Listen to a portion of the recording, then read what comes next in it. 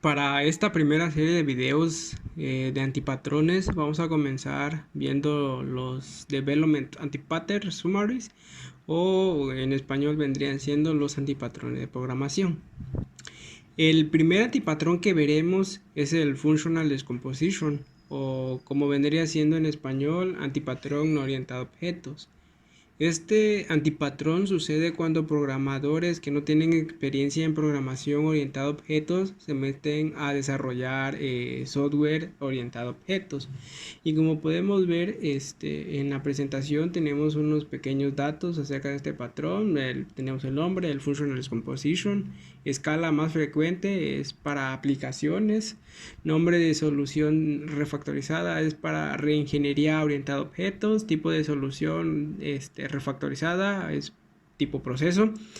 Causas principales, como vendrían siendo los pecados capitales, aparece avaricia, codicia y pereza. Esto ahorita lo vamos a ver más adelante. La descomposición funcional es buena en entornos de programación procesal. Incluso es útil para comprender la naturaleza modular de una aplicación a gran escala. Pero desafortunadamente no se traduce directamente en una jerarquía de clases.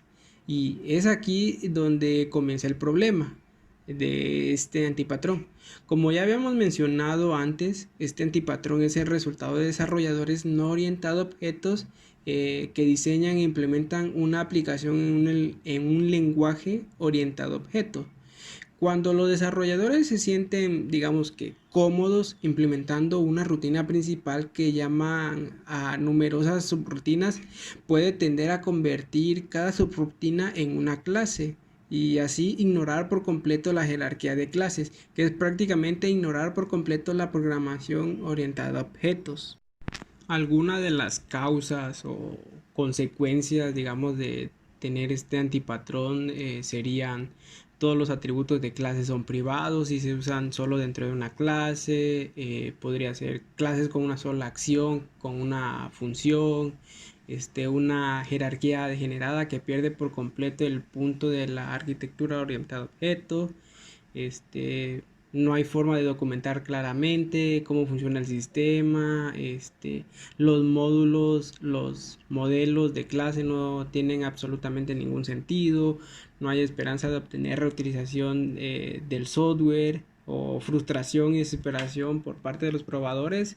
Podemos decir que si tenemos presente algunos de estos, digamos, síntomas o consecuencias o causas en nuestro proyecto, podremos decir que tenemos este antipatrón presente en el desarrollo de nuestra aplicación, nuestro software o lo que sea que estemos desarrollando. Ahora vamos a hablar sobre el por qué es común que se cometan este tipo de errores. Uno de ellos es la falta de comprensión sobre la programación orientada a objetos. Esto se da cuando los programadores cambian de programación no orientada a objeto a programación orientada a objeto, y debido a que hay cambios en el paradigma de la arquitectura, diseño e implementación, pues se empiezan a cometer errores como los que ya habíamos visto. Otra es la falta de aplicación de la arquitectura. Esto se da cuando los implementadores no tienen idea de la programación orientada a objeto.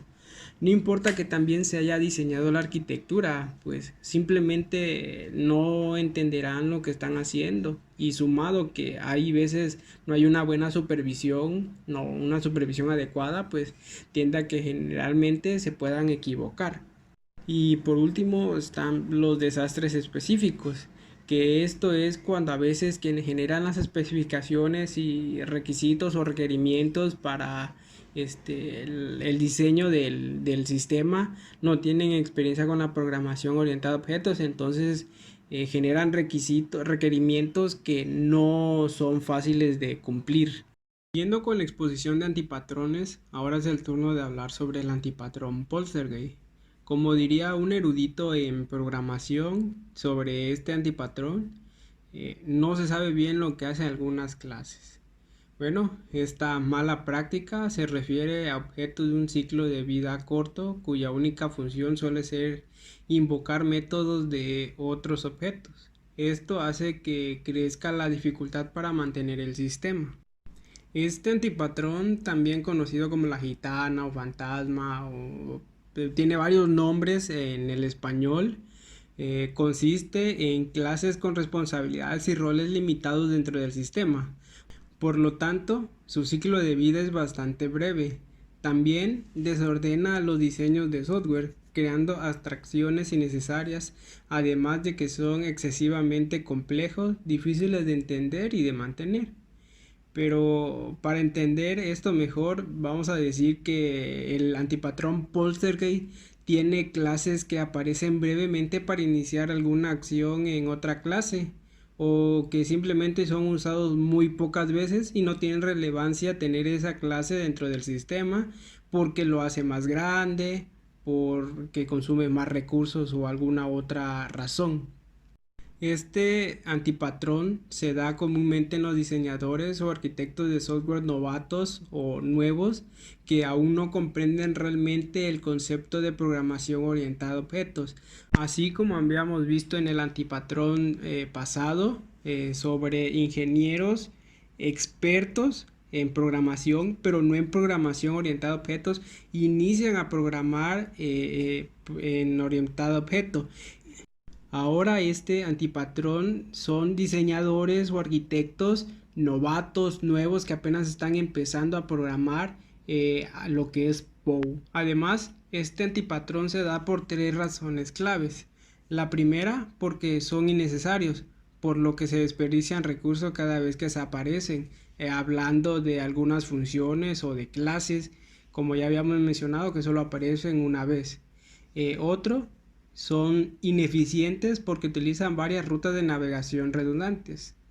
El tercero es porque se interponen en el camino de un diseño orientado a objeto adecuado al saturar innecesariamente el modelo de objetos. Así como habíamos mencionado, aumenta el tamaño del sistema nada más porque sí, sin ningún objetivo específico. Ahora veremos los síntomas y las consecuencias. Una es la ruta de navegación redundantes, como ya habíamos mencionado. Otra es asociaciones transitorias. La tercera son clases sin estados. La cuarta vendría siendo objetos y clases temporales de corta duración. Y por último son clases de operaciones únicas que existen solo para inicializar o invocar otras clases a través de asociaciones temporales. Y algunas de las causas típicas son falta de arquitectura orientada a objetos. Estos son los diseñadores que no conocen lo que es el POU. Otras son las herramientas incorrectas para el trabajo. Es decir, la implementación de arquitecturas, diseños, patrones cuando equivocados, cuando no corresponde a ese tipo de proyectos. Y por último son los desastres especificados. Esto es cuando la administración a veces compromete lo que es la arquitectura durante la fase de análisis de requerimientos. Este es el antipatrón Boat Anchor o ancla de barco.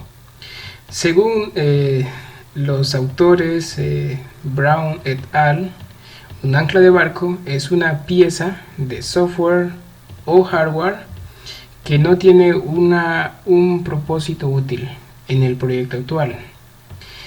Es también importante destacar que muchas veces esto supone una adquisición costosa, lo que hace que la compra, según los autores, sea más irónica. ¿Cuándo ocurre o en qué momentos o quiénes son los que mayormente aplican este antipatrón? Según los mismos autores, tiene que ver con la práctica de ventas llamada el marketing de personas muy importantes o marketing VIP. Esto tiene que ver cuando muchos directores ejecutivos de pequeñas y medianas empresas también hacen una compra de algún producto, pongamos en este caso un producto de software, sin saber si realmente su equipo de desarrollo lo necesita.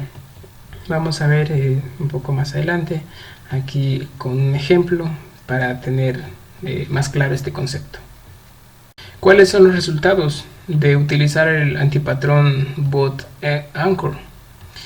Lo que ocurre es que después de haber invertido tiempo, recursos humanos, recursos económicos, el personal técnico, es decir, los programadores, se dan cuenta de que el producto es inútil en el contexto actual y pues dejan de usarlo.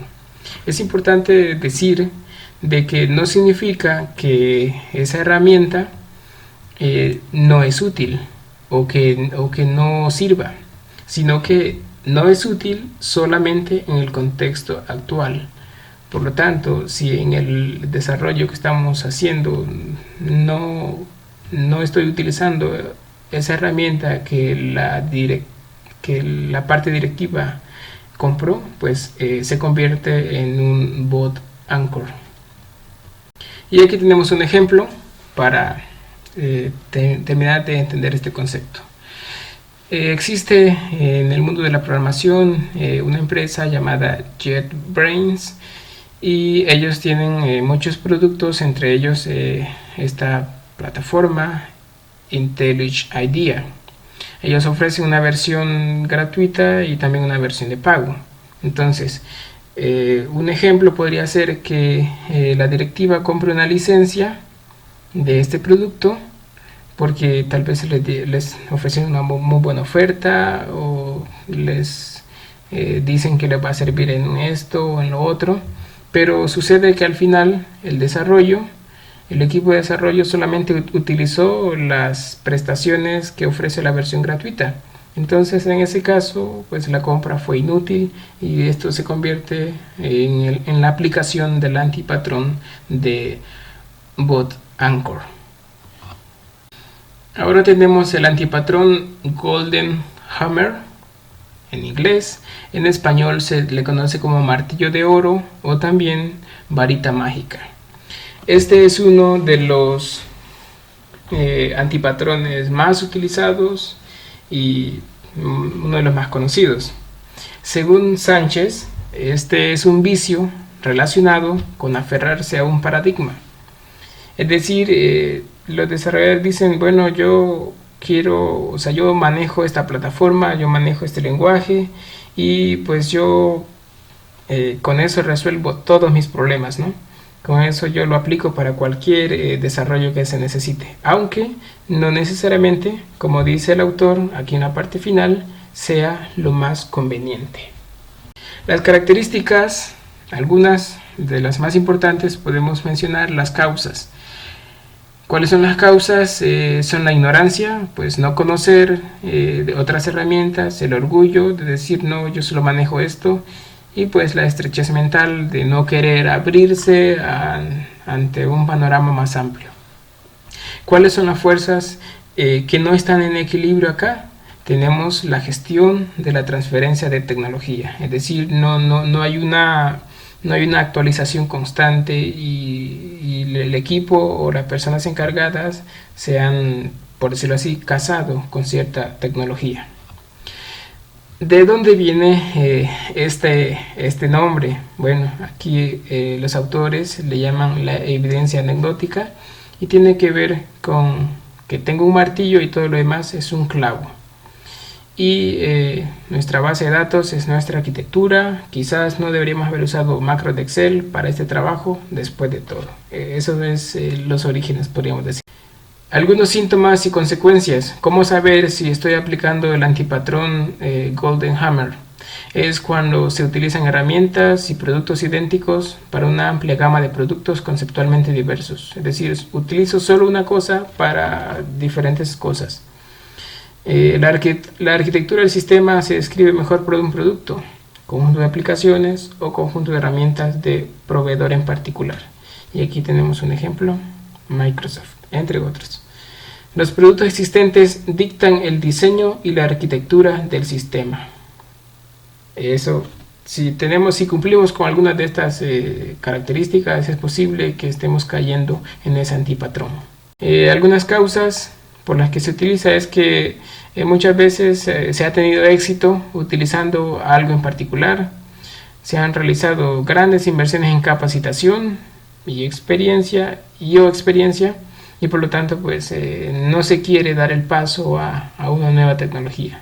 Y también pues se tiene confianza en las características de estos productos. Terminamos con un ejemplo para darle mayor entendimiento a esto. Por ejemplo, muchas veces todo se centra en la base de datos y el desarrollador o la empresa, ellos dicen, nosotros utilizamos, por ejemplo, acá tenemos Microsoft SQL Server, un gestor de base de datos, nosotros utilizamos eso, y con cualquier proyecto que ellos realicen siempre van a aplicar esa base de datos, aunque no necesariamente la utilice o aunque sea mejor utilizar otra base de datos.